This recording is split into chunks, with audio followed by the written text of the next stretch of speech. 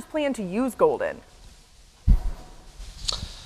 Laura, I'm sure you remember Matt LaFleur saying right after they picked Golden that he FaceTimed Jordan Love, and Jordan Love joked that I've got to get that arm loosened up to throw those deep balls to Golden's 4.29-second speed. But in all seriousness, what the Packers love about Golden is his versatility. They think he's more than just a deep threat receiver. Now, I asked LaFleur today, as rookie minicamp started, if he's already started to put things into the offense for Golden, and he said while he hasn't done that, he did during the evaluation process tell general manager Brian Gutekunst, this is how I envision using him. Obviously, Gutekunst must have liked what he heard because he went ahead and drafted him. But LaFleur said one other thing. He goes, I know that there's going to be something positive that pops up that we're going to see that we didn't see on tape that we'll be able to use with Golden. And he's going to start that process here at rookie minicamp when they hit the practice field tomorrow. Now, one note, Laura, about a veteran, the ongoing saga between the Packers and Jair Alexander. They're all pro cornerback. Is he going to play here? Is he going to get cut? Is he going to get traded? LaFleur did say that Alexander was not here this week for the voluntary in-person team activities. That's interesting to note because Alexander did take part last week when they did things virtually. They kept the players away because of all the stuff around here with the draft and logistically. So Alexander was part of the virtual stuff but was not here in person this week. Yeah, really interesting to keep an eye on. Jeremy Fowler has an update on that in just a bit. And I must say, Rob, Lambeau's looking gorgeous today, okay, as you well know. All right, the Packers have done their best to put solid pass catchers around Jordan Love over the last 4 drafts. They've taken 7 pass catchers in the first 3 rounds, 5 wide receivers and 2 tight ends. However, Matthew Golden is the first receiver they've drafted in the first round since 2002, and it's the first time they've taken 2 wide receivers in the first 3 rounds in the common draft era. Somebody's going to say, Aaron Rodgers, saying, where was that when I was here? Anyway, Tim, a lot of receivers for Jordan Love. What do you think, though, specifically about the addition of Matthew Golden?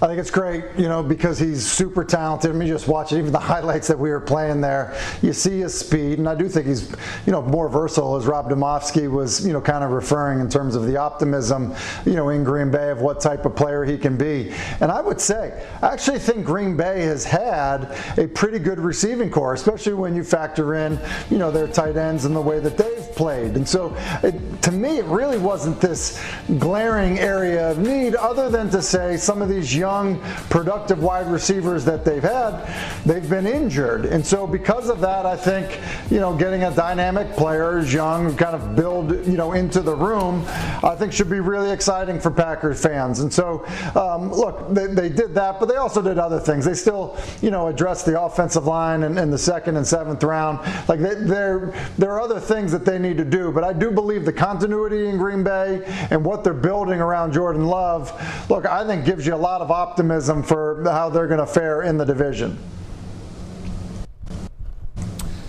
Yeah, listen, Tim brings up a lot of good points. That receiving core is going to be one of the best, one of the more young and dynamic receiving cores in the league. I think defensively, they've continued to add pieces there, and I think that defense needs to continue to elevate. But ultimately, this falls on Jordan Love.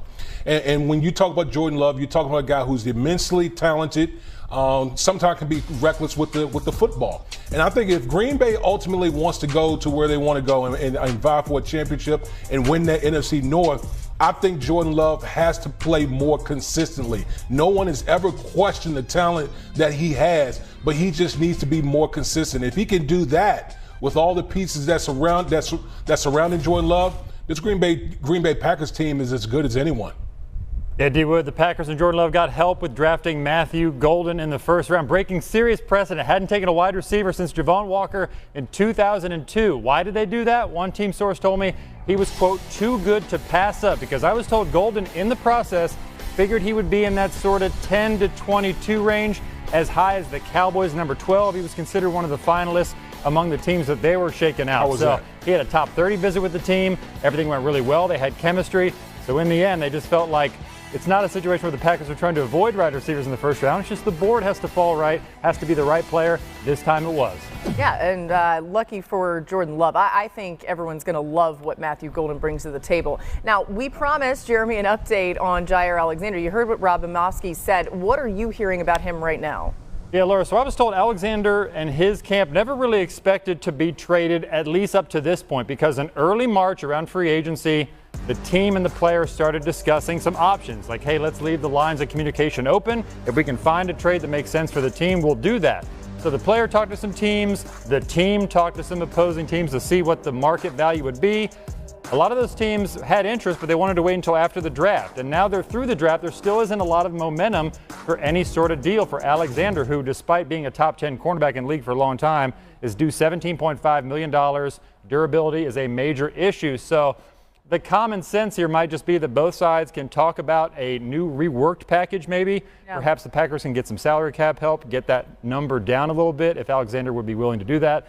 Whether he is or not remains to be seen. Again, Rob Domofsky reporting that he was there for virtual meetings that the team had last week during the draft and then has not been here with the voluntary workouts. We'll keep an eye on that. All right, to our next rookie camp going on today. That's in Philly. The defending champs bolstered their defense with Jihad Campbell and 5 other defenders who are all out on the practice field today. Pretty cool. The Eagles enter the 2025 season looking to become the 10th team ever to repeat as Super Bowl champs.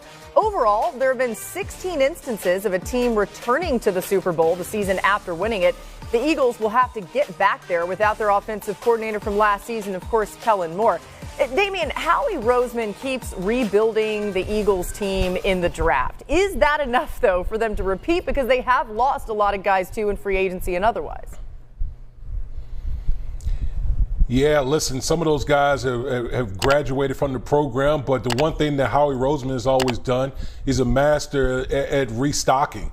Sometimes with Howie Roseman, he's zigging while everyone is zagging. So he goes out here in the first round, he gets Jihad Campbell, the linebacker out of Alabama, and you're talking about, a guy who's just, ultra athletic, fast, comes downhill, and then all the other picks that they added on the defensive side of the football. So, yes, while they've lost some players on the defensive side, but they continue to restock and retool. And the one thing about this Philadelphia Eagles team, they're strong in all the right places that you need to win football games. They're strong in the trenches. They got elite players on the perimeter, and obviously we know the Super Bowl MVP and Jalen Hurts. So, this organization from the top down is one of the elite franchises, and they're going to be one of the front runners in 2025. Indeed, with the retooling by taking young, talented players on defense. You mentioned Campbell. They now have at least 7 starters on the defensive side of the ball on rookie contracts.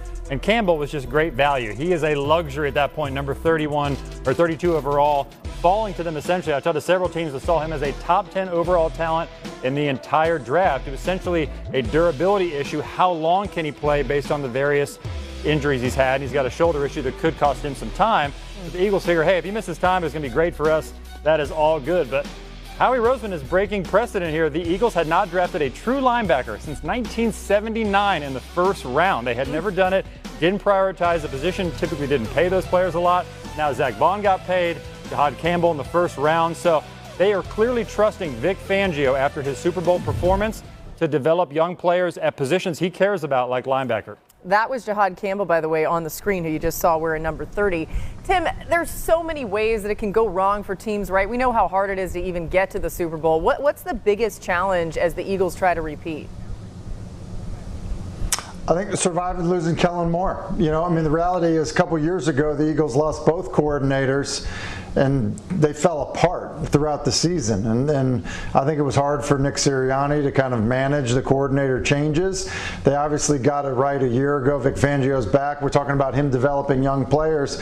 Look, continuity is important. And so, look, no Kellen Moore when you're coaching Jalen Hurts, I think is, it's a challenge. I think Kellen Moore, what he did a great job of was bring the stuff that he was good at doing, but not abandon the stuff that Jalen had been so successful doing. And so you combine those two things together and you've got a Super Bowl winning quarterback. And so now when you make the change at that, as a play caller and just, the understanding between quarterback and play caller, I just think that can be a significant change. You see some teams really struggle with it. And I think for Philadelphia, it ends up being a hurdle if they want to get back to where they were a year ago. Yeah, listen, if there's one thing that Jalen Hurts has dealt with is a lot of different play callers throughout his career, not only in college, but in the pros. And Tim, you're right. Like, that is something that bears watching. We know the Philadelphia Eagles are a very talented team, across the board. Line of scrimmage, perimeter, Saquon Barkley being, coming back as a 2,000-yard rusher. But anytime you mess up that play caller quarterback chemistry, it's something that you need to watch. But listen, this Philadelphia team, they're strong on both sides of the ball. I think they'll adapt, and we'll be talking about this team at the end of the year. Yeah, by the way, Jalen Hurts. Elabore texto em inglês americano, sem emoji, para a narração do meu canal de notícias dos Warriors chamado Eagles Nest News. Envolva as pessoas que acompanham o canal, em especial os torcedores dos Eagles, narração com introdução, desenvolvimento e conclusão favorável para os Warriors, é claro. Peça também opinião das pessoas para enganjá-las a comentar. Utilize no mínimo 2.000 tokens. Use o texto a seguir como base. Zach Baun, 2025. IDP. Outlook. Another All-Pro Star-Making Season. Inbound Zach.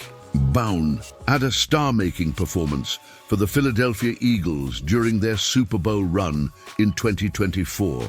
He was a finalist for the 2024 AP NFL Defensive Player of the Year award and arguably was robbed of the award on some fronts. Yes, Patrick Surtain too did deserve the award as well, but for Bourne to finish 5th is a crime. Also, Bourne earned first-team defense All-Pro at linebacker this past year for the Eagles and was an integral part of that Eagles defense turnaround from 2023 to 2024. Here's Zach Baun's IDP outlook for the 2025 season. Zach Baun's 2024 production. Zach Baun had 151 total tackles, 11 TFLs, 5 quarterback hits, and 1 interception in 2024 for the Eagles, as PFF ranked Bourne as the best linebacker last season. He finished 2nd in IDP fantasy rankings via Fantasy Pros, with an average of 16.1 PPGs on Fantasy Pros IDP scoring. He had an astronomical 15.7% tackle rate, which was well above the average for league average of 12.7%. Baun is one of those guys that we thought of as a special teams player when he was signed last March, and now he is a staple at the linebacker position for years to come for the Eagles. Zach Baun's 2025 projections Feb 9, 2025. New Orleans, LA, USA. Philadelphia Eagles linebacker Zach Baun, 53, makes an interception against Kansas City Chiefs quarterback Patrick Mahomes, not pictured, during the second quarter in Super Bowl LIX at Caesars Superdome. Mandatory credit, Kirby Lee Imogen.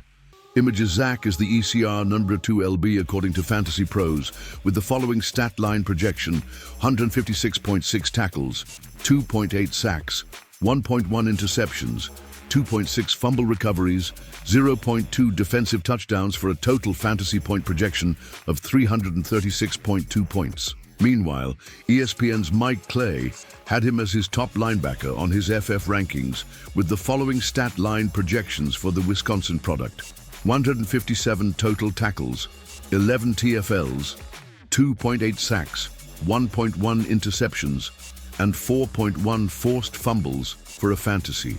Points projection of 262.9 for 2025. Looking at those numbers, he is going to be a desired pick for IDP, and I would think he would be far and away the best off-ball linebacker option for IDP in 2025 after a great 2024 under Vic Fangio. Final thoughts: Zach Baun is one of those Eagles defenders, individually in fantasy, is going to be productive for a very productive unit overall, as they are far and away still one of the best defenses, if not the best defense. Heading into 2025, the former Badger is going to continue to be a great leader for this Eagles defense alongside Reed Blankenship and Quinion Mitchell. Look for the Eagles defense to be at the very top of the league thanks to him.